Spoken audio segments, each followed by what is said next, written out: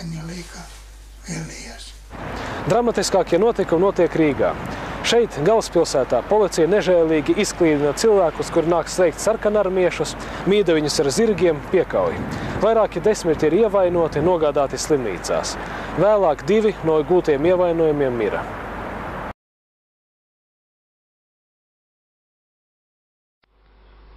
Pēc Kārļa Ulmaņa 34. gada 15. maija fašistiska apvērsuma tika padzīta likumīgi ievēlētā Saeima, aizliegtas visas politiskās partijas. Vairāk nekā 3000 cilvēku tika ieslodzīti Liepājas koncentrācijas nometnē, valstī tika likvidēta vārda un preses brīvība, ieviesta stingra cenzūra. 40. gada vasarā Rīgas centrāla cietumā atradās vairāk nekā 250 politieslodzīto. 21. jūnijas. Šajā dienā notiek pirmā oficiālā jaunās valdības sēde, kuras laikā tiek amnestēti politieslodzītie. Pēc Latvijas komunistiskās partijas aicinājuma Rīgas ielās izgāja vairāk nekā 70 000 cilvēku. Kolonas ar sarkaniem karogiem, transparentiem dodas uz centrāla cietuma pusi.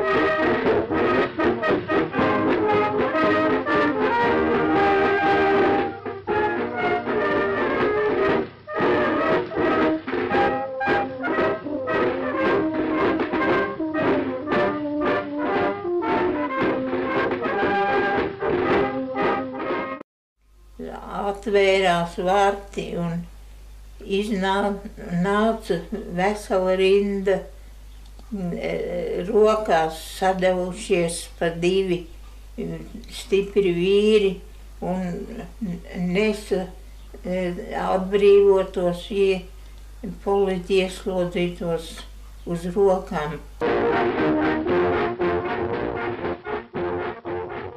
Daudzkārtīgi sauca brīvība, urā, bravo.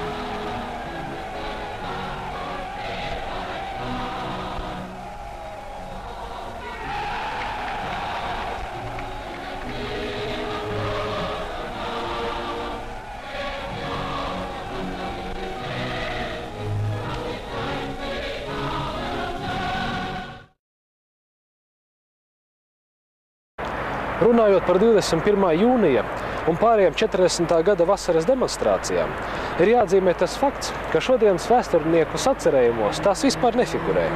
Vai nu tās tiek skaidrotas kā sarkanās armijas organizētas un piespiedu kārtā izvestas demonstrācijas. Netrūkst arī tādu vēsturnieku, kuri apgalvo, ka šīs demonstrācijās gāja vienīgi pārģērbti sarkanarmieši.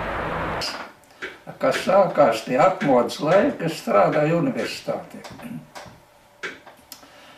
Nu, un tad jau visi tie zinātnieki šodienas, kas ir visi vēsturnieki, visi bija partijas biedri un visi bija pasniedzēji universitāti.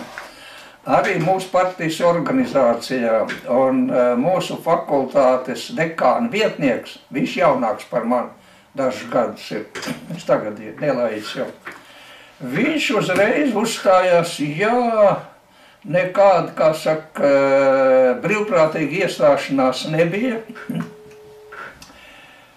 Visas tās darba ļaus demonstrācijas, tie bija pārģērbti sarkanarmieši privātās tērpos, un viņi, kā saka, tās demonstrācijas izveda. Es viņiem saku,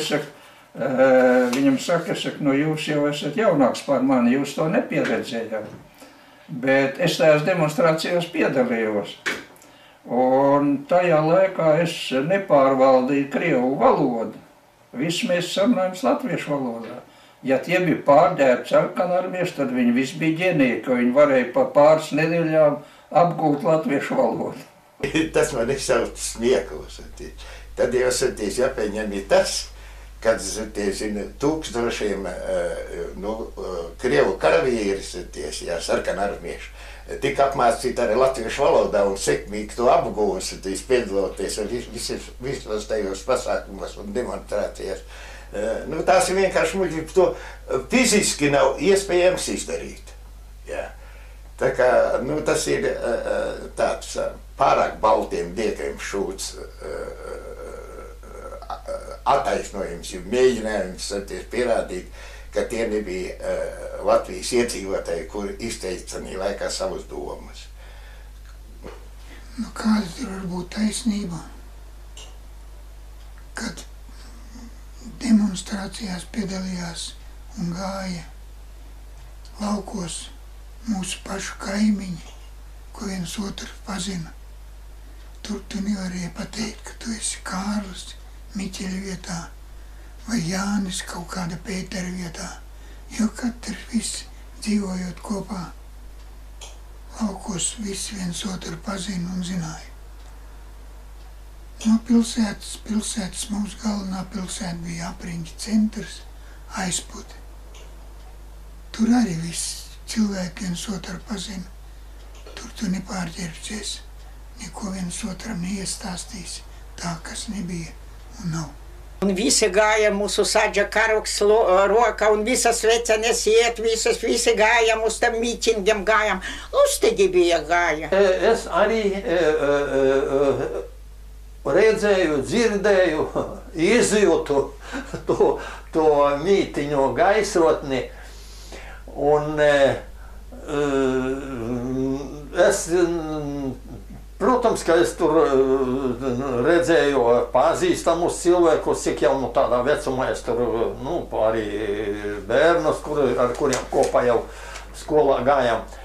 Ar vārdu sakot, nekādu tur tādu kaut kādu teātri pārģērbšanos vai kas tad, es visādā gadījumā pieaugušie cilvēki par to noteikti runātu, jo tādās nelielā apdzīvotā vietā kā Balvos cilvēki citu pazina visi.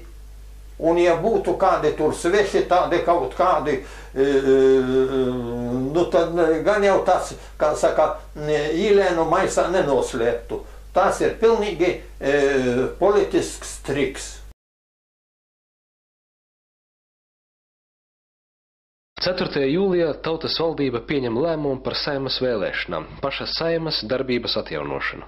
Pēc komunistiskās partijas iniciatīvas tika izveidots Latvijas darba tautas bloks, kas apvienoja vairāk progresīvos spēkus ar vienotu priekšvēlēšanu programmu par mieru, par maizi, par tautas brīvību. Vēlēšanas notiek 14. un 15. jūlijā.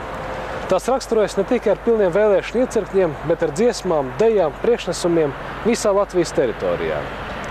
Grāmatā Latvijas vēsture 20. gadsimts ir teikts, ka vēlētājus negatīvi ietekmēja un piespieda iet uz vēlēšanu iecirkņiem sarkanās armijas piedalīšanās šajās vēlēšanās. Savukārt Latvijas vēsturnieku komisijas rakstos ir teikts, ka grūti izvērtēt, kāda bija vēlētāja attieksme pret šīm vēlēšanām. Palīdzēsim mūsu vēsturniekiem tik galā arī ar šo jautājumu.